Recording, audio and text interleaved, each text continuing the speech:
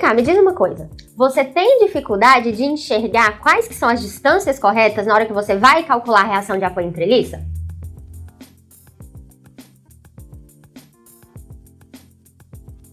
Olá, seja muito bem-vindo ao canal. Eu sou a Prof. Carol Grossi e vou te acompanhar ao longo da sua graduação nas matérias da Engenharia de Estruturas. No vídeo de hoje, a gente vai calcular as reações de apoio de uma treliça. Primeiro, a gente vai treinar as reações de apoio para depois, nos próximos vídeos, a gente conseguir calcular as normais nas barras. Para o cálculo de reação de apoio em treliças, vocês precisam enxergar a treliça como um corpo único, como um corpo rígido. Se você quiser pensar, inclusive, que ele é maciço, você pode, não precisa se preocupar com a disposição das barras dentro da treliça. As barras, elas não vão influenciar no cálculo das reações. Para as reações de apoio, a gente vai aplicar as equações de equilíbrio da estática que vocês já estão acostumados a utilizar. Como a gente está falando aqui de treliças planas, nós vamos utilizar as equações da estática no plano. Quais que são essas equações? Então, a gente tem que o somatório das forças em x tem que ser igual a zero. O que isso significa? Que a minha estrutura ela não pode andar na direção x, ela tem que ficar parada. A outra equação fala que o somatório das forças em y tem que ser igual a zero. O que significa? A minha estrutura não pode andar no eixo y. E por fim, a gente tem que o somatório dos momentos em torno do eixo z também tem que ser zero. E esse somatório de momentos a gente pode fazer ele em torno de qualquer ponto. Então, a nossa estrutura ela não pode rotacionar em torno de nenhum ponto. Para a gente aplicar a equação, a gente vai ter que definir qual sentido é o sentido positivo, tanto para o eixo x, quanto para o eixo y, quanto para as rotações. Eu costumo utilizar a tríade normal que a gente está acostumado, que é o x para a direita, o y para cima e o z saindo do plano. Então, o x vai ser positivo, as forças em x vão ser positivas para a direita, as forças em y vão ser positivas para cima e os momentos vão ser positivos no sentido anti-horário, com o dedão saindo do papel. O que a gente precisa lembrar aqui? Que momento é força vezes distância, mas essa distância tem que ser uma distância perpendicular. Por exemplo, se eu tenho aqui essa régua e eu quero calcular os momentos em torno desse ponto aqui, ó, na minha mão que está segurando a régua. Se eu aplicar uma força nesse ponto, nessa direção, a horizontal, ela não está provocando nenhum giro na minha estrutura. Por quê? Porque a distância do ponto de aplicação da força até o ponto onde eu quero calcular o momento, ela é uma distância paralela. A força passa pelo ponto, a linha de atuação da força passa pelo ponto onde eu quero calcular o momento. Agora, se ao invés de eu fazer essa força na horizontal, eu fizer uma força na vertical, ó, agora eu tenho o giro. Por quê? Porque agora essa distância, ó, ela é perpendicular a essa força. Resumindo, como que fica? Forças verticais, a gente tem que pegar uma distância horizontal. Forças horizontais, a gente tem que pegar uma distância vertical.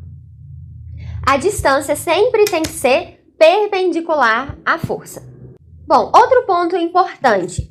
Como que a gente vai saber qual que é a direção correta das reações de apoio? A princípio, a gente não sabe, a gente vai arbitrar. Você vai colocar a força ou o momento, caso a gente estiver falando de engaste, em qualquer sentido. Quando a gente resolver o problema, se a nossa resposta der positiva para aquela reação, significa que a gente arbitrou corretamente. Se der negativo, significa que a gente arbitrou errado, eu tenho que trocar o sentido que eu tinha chutado. Bom, então vamos aplicar esses conceitos nos nossos exercícios. Então, nesse primeiro exercício, nós temos um apoio fixo no ponto A e um apoio móvel no ponto C. Essas bolinhas indicam que esse apoio ele é livre para movimentar aqui, ó, na direção vertical. Então, nesse apoio móvel, a gente vai ter uma reação horizontal, que eu vou chamar de FXC. Por que eu coloquei ela para a esquerda? À toa, porque eu achei melhor colocar. A gente vai ver depois se a gente acertou ou errou, tá? Aqui no ponto A, a gente tem um apoio fixo, então a gente vai ter tanto uma força vertical, que eu vou chamar de FYA, quanto uma força horizontal, que eu vou chamar de FXA. Veja que agora o FXA eu coloquei para a direita. Por quê? Porque eu estava afim, tá? Tanto faz. Então, o que a gente vai ter que aplicar mesmo?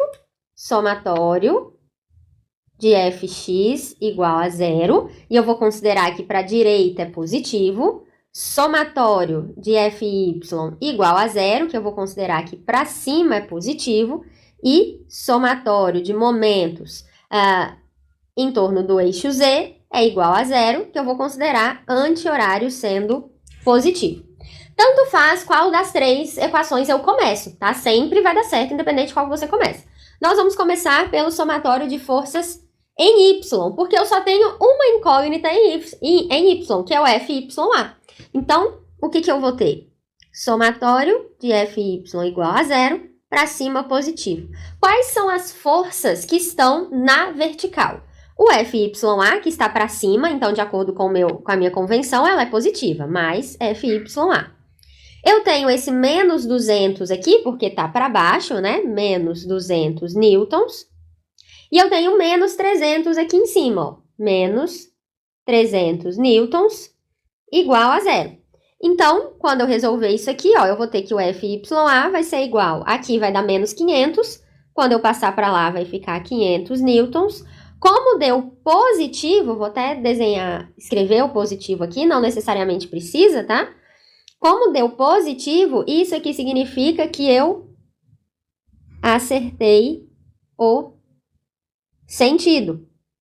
Essa força FYA é para cima mesmo, tá? Beleza, usamos essa primeira equação. Bom, eu poderia passar para o Fx, só que eu tenho duas incógnitas na direção x. Eu não vou conseguir, com uma equação, resolver duas incógnitas. Então, eu vou passar para o somatório de momentos. Eu vou falar que o somatório de momentos em relação ao ponto A é igual a 0, sentido anti-horário positivo.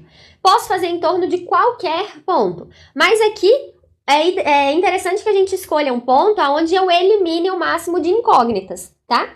Nesse caso, a gente já até conhece a FYA, né? Mas como a gente pode ter errado a FYA, é interessante que a gente utilize o ponto A, porque aí eu não preciso contar nem com a FXA, nem com a FYA. Se elas são aplicadas no ponto, elas não fazem momento naquele ponto. Quais outras forças que não vão fazer momento aqui? O 250, observem que ele está na linha do ponto onde eu quero calcular. Existe uma distância, mas não é uma distância perpendicular. Então, o 250, ele não entra no nosso somatório. Ele é 250 vezes 0. Isso vai dar 0, tá? A mesma coisa aqui para o 300, ó. Ele também está na linha, na direção do ponto onde eu quero calcular. Também não é uma distância perpendicular. Então, ele não entra. Quem que vai entrar? O 400, ó, que tem uma distância perpendicular de 2 metros. E o 200, que também tem uma distância perpendicular de 2 metros. Beleza? Então, vamos ver. O que o 400 ele está fazendo? Na hora que eu aplico essa força de 400... e aplico a regra da mão direita, se você ainda tiver alguma dúvida em relação à regra da mão direita, vá nesse vídeo aqui que a gente conversou bastante sobre ela. Quando eu coloco os dedos na direção da força e a palma da mão virada para o ponto A, eu tenho o meu dedão para dentro. Eu tenho um giro horário. Então, para mim, o giro horário vai ser negativo, porque eu falei que o anti-horário era positivo. Então, aqui vai ficar menos 400 vezes 2 metros. Bom, o 200, ele também está fazendo um giro horário, ó. Dedos da mão na direção do 200, palma da mão para o ponto A. O meu dedão ficou para dentro. Então, menos 200 vezes 2 metros.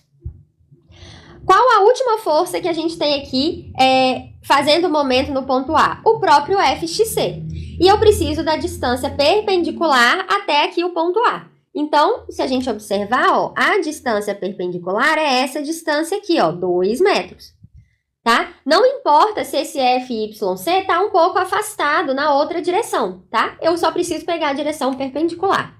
Então, esse FXC, ó, na hora que eu aplico a força e eu coloco a palma da mão virada para o ponto A, meu dedão ficou para cima, significa que o giro é positivo. Então, mais FXC vezes 2 metros é igual a zero. Então, a gente vai ficar com o quê? 2FXC é igual a menos 400 vezes 2, menos 200 vezes 2 dá 1.200. Negativo, vai passar para lá positivo, mais 1.200. Newtons vezes metro. Lembrando que esse 2 aqui, ó, é a unidade metro. Então, esse metro vai cortar com esse, e a gente vai ter que o FXC é igual a 600 newtons. Como deu positivo, significa que eu acertei o sentido, né? Então, ele é para a esquerda mesmo. Não confundam, gente, esse positivo ser para a esquerda com isso aqui, ó, que eu falei que positivo era para a direita. Esse positivo para a direita é só quando eu estiver montando a equação do somatório de fx, tá? Os positivos que estão nas respostas finais é se eu acertei ou se eu errei o sentido. Se eu acertei, eu mantenho do jeitinho que eu desenhei, independente se é para a direita, para a esquerda, para cima, para baixo, tá? E se eu errei, eu troco o sentido. Por fim, para a gente achar agora o fxa, a gente precisa aplicar o somatório de fx igual a zero. Então, somatório de fx igual a zero, para a direita positivo, para eu montar o meu somatório. Então, o que eu tenho aqui? Eu tenho mais fxa. Agora, isso aqui vai entrar, porque é um somatório de força simples, né? Mais 250 newtons. O FXC, ó, ele é para a esquerda mesmo, né? Então, nesse somatório, ele entra como menos 600, porque ele está para a esquerda, mais o 400 newtons. Isso aqui tem que ser igual a zero. Então, aqui eu vou ter o quê? Que o FXA, vamos ver quanto que dá isso aqui. Mais 250, menos 600, mais 400. Isso aqui dá mais 50. Mais 50 é igual a zero. Ou seja, o FXA é igual a menos 50 newtons. O que significa menos? Significa que eu errei o sentido. Na verdade, o FXA, ele vale 50 newtons para esquerda, porque eu coloquei para a direita, mas eu errei o sentido. Então, na verdade, ele é para esquerda. Então, qual que é a nossa resposta aqui, ó? Resposta final. FXA é igual a 50 newtons para esquerda. FYA é igual a 500 newtons para cima. E FXC é igual a 600 newtons para a esquerda. Se você quiser conferir se o seu resultado está correto, você pode fazer somatório de momentos em torno de algum outro ponto. Esse somatório tem que fechar em zero para que o exercício esteja correto, tá? Então, por exemplo, vamos fazer, deixa eu apagar tudo aqui. Deixa eu já colocar as forças da forma como a gente encontrou. Então, o que a gente tem? Aqui vale 600. Aqui vale 500. E aqui vale 50. Então, vamos fazer somatório de momentos em B. Vou apagar isso aqui para a gente escrever aqui do ladinho. Então, vamos lá. Somatório de momentos em B igual a zero. Anti-horário positivo. Nem essa força fazem momento em B, porque elas são aplicadas no ponto B. Nem o 50, porque ele está passando aqui, ó, pelo ponto B, ó. Então, vai fazer momento o 500, o 400, o 300 e o 600. Então, ó, mais 600 vezes 2, mais 300 vezes 2, dedão para cima, menos 500 vezes 2, ó, dedão para baixo, menos 400 vezes 2, ó, dedão para baixo. Isso aqui tem que ser igual a zero. Vamos ver se isso vai dar zero? 600 vezes 2 mais 300 vezes 2 menos 500 vezes 2 menos 400 vezes 2. Ou seja, 0 é igual a 0, significa que a gente acertou as nossas reações. Se isso aqui não der 0 é igual a 0, volta que tem alguma coisa errada nas suas contas. No próximo vídeo, a gente vai calcular as reações de apoio de uma treliça que possui um apoio inclinado. Vamos ver como que isso funciona. Se você ainda tiver com alguma dúvida, se tiver ficado alguma dúvida desse exercício, coloca aqui embaixo nos comentários que vai ser um prazer te responder. Beijos e até mais!